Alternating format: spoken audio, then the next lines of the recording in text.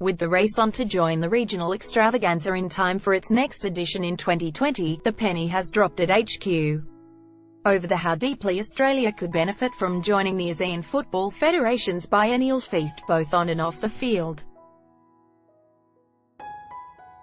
December's final between Vietnam and Malaysia, two of the region's fastest developing nations, attracted in excess of 128,000 fans over 2 legs, with FFA acutely aware of the potential for Australia-based supporters of Southeast Asian extraction to flock to matches.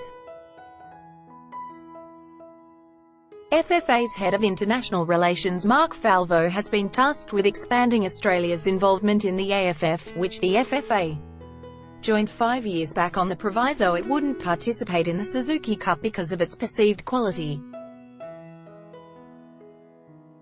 But a supercharged rise in the region's technical ability has changed all that, with Vietnam making the last 8 at the AFC Asian Cup to bow out at the same stage as Australia. We had the pleasure of viewing the second leg of the final in Hanoi a month or 2 back, and whilst we knew already it was an amazing tournament, it struck home just how big it is, Falvo told the World Game. The tweaks to the format, which have occurred, knockout home and away games over 2 legs, have taken it to another level. The quality of football around the region has also ratcheted up in recent years. Having been members of ASEAN for a while now, there's also the desire for our side to become more embedded in contributing to the development of the game across the region. Participating in the Suzuki Cup would be great.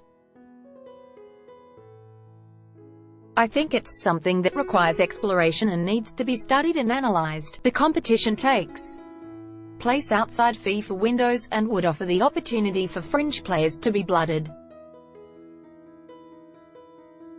Its impact on the A-League would also need to be assessed. The fact it's outside FIFA dates has implications on the availability of players, added Falvo. I think that's something that affected Thailand last year with a number of their players based in the J-League, so we need to be mindful of that and not disrupting the A-League season. But Falvo can only see ultimate upside, adding, the number of people with Southeast Asian heritage living in Australia is huge and would mean that any one of these matches I think would have great interest from a fan point of view. It might feel like a home match for a number of the ASEAN nations. It also opens up another commercial market for the AFF to benefit from, not to mention FFA itself.